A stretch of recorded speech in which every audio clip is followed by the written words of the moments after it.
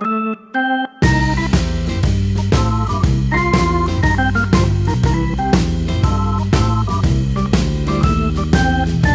à toutes et à tous, c'est Camille Présidente. Aujourd'hui, on va parler de Rosh Hashanah parce que le 18 septembre dernier, du 18 au 20 septembre, on a fêté cette fête juive que vous connaissez peut-être, sûrement. Et donc aujourd'hui, on va voir ce qu'il en retourne. Alors cette fête Rosh Hashanah, tout simplement, ça veut dire tête de l'année. Donc c'est comme le nouvel an chinois pour les juifs. C'est la nouvelle année. Donc on se souhaite la Shana Tova, donc la bonne année. Aujourd'hui, il faut savoir qu'on est en l'an 5780. Donc, c'est l'an 5780 du calendrier juif.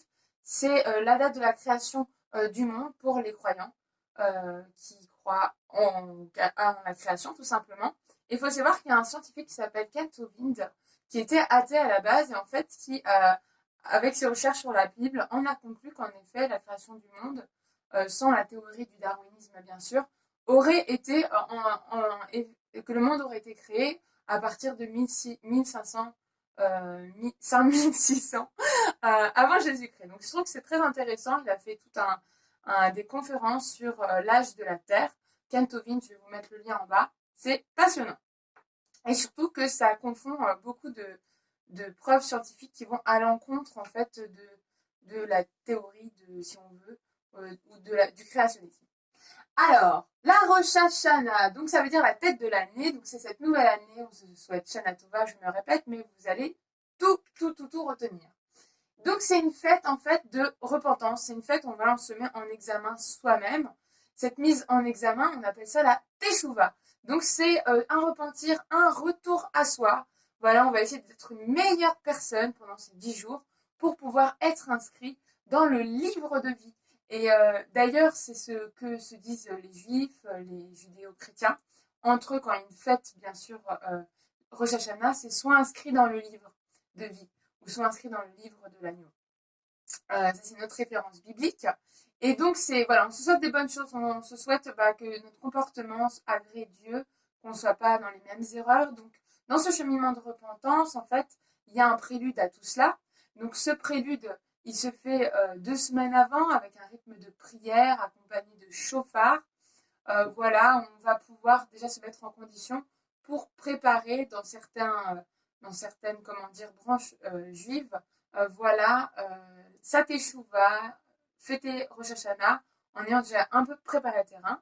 Et donc dans les rites qui accompagnent Rosh Hashanah, bien sûr, évidemment, le bon repas de famille qui ouvre Rosh Hashanah, on va manger de la pomme trempée dans du miel. Donc pour se dire qu'on va passer une année douce, une année avec plein de bénédictions, un peu comme la pomme et le miel.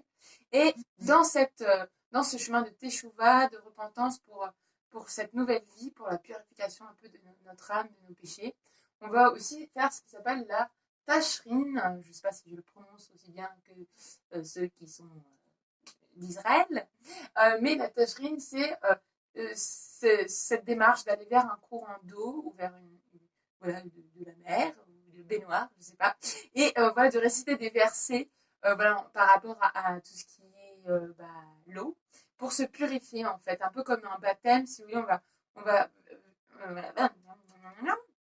bon appétit, on va on va voilà, réciter des versets de purification en fait, en rapport avec l'eau, on va dire ses péchés, et voilà, en fait c'est vraiment 10 jours, on va essayer d'être en accord avec soi-même, et de repartir sur un nouveau départ. Il y a vraiment cette idée de nouveau départ dans Rosh Hashanah, dans la Teshuvah, donc c'est le repentir. Donc la Teshuvah, ça fait un peu partie c'est le retour à soi. Il y a une espèce de petite, pas une espèce, mais une trilogie en fait dans Rosh Hashanah. Donc c'est la Teshuvah premièrement, donc le retour à soi. Il y a la Tefila, avec le petit prélude de prière accompagné de chauffard dont je vous ai parlé. Donc la Tefila, c'est la prière. Et il y a la tzedaka. La tzedaka, c'est la charité. Hein, c'est le fait voilà, d'être généreux et voilà, de penser à son prochain. Voilà, c'est comme une espèce d'aumône.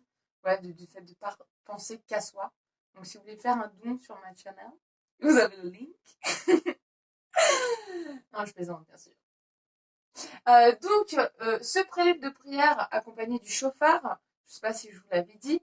Donc, c'est cet instrument en fait en forme de corne de bélier dans lequel on va souffler. Donc il y a plusieurs comment dire, enchaînements possibles avec le chauffard.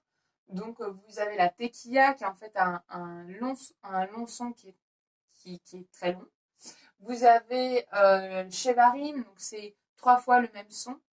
Et vous avez le teroua, donc ce sont des sons très, très saccadés. Donc par exemple, je vais essayer d'imiter le son du chauffard.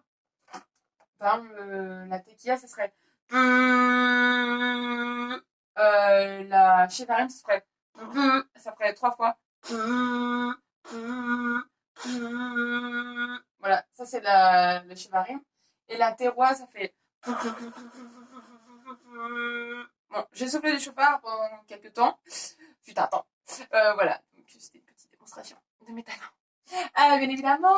Ensuite, il faut savoir que Rosh Hashanah, ok, c'est 10 jours avant le Kippour. Donc, le Kippour, c'est le pardon, c'est le fait de demander pardon aux gens, ok, ou c'est le fait, tout simplement, d'accepter se pardonner soi-même aussi. Je pense que c'est important, la première personne.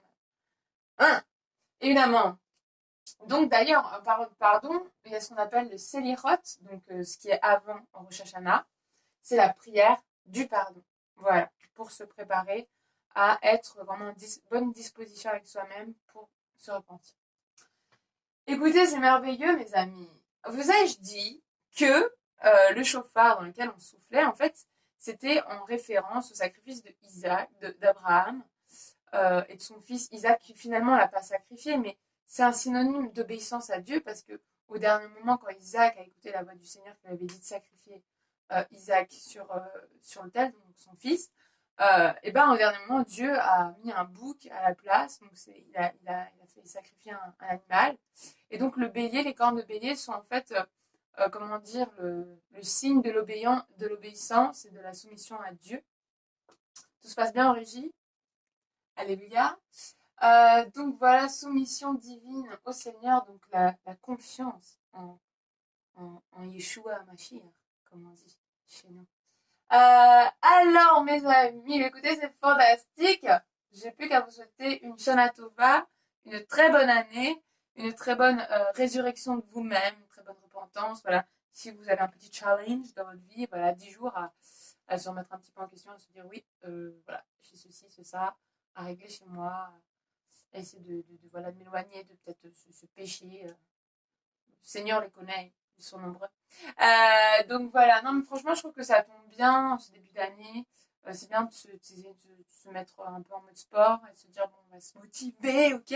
D'ailleurs je me suis acheté un espèce de t-shirt, il faut que je vous le montre. Et là Pierrot il se dit mais tout part en freestyle. Non mais je pense que c'est genre l'esprit, je pense que c'est l'esprit de Rosh Hashanah. Tu vois, c'est stay positive and work hard. Il est cool, non? Et là, je ressemble à Steve comment? Tu m'as dit? Steve Hopkins, tu m'avais dit? Urkel. Steve Urkel. Là, j'ai le look de Steve Urkel. Ok. Bon, bah voilà, super t-shirt. Stay positive, work hard. Et ben voilà, je vous souhaite de rester positif et voilà, le travail paye toujours. Donc voilà, pendant ces 10 jours de Rosh Hashanah. Et la semaine prochaine, je vais sûrement vous parler de Kippour, bien évidemment. Et ben je vous embrasse et je vous dis à la semaine prochaine.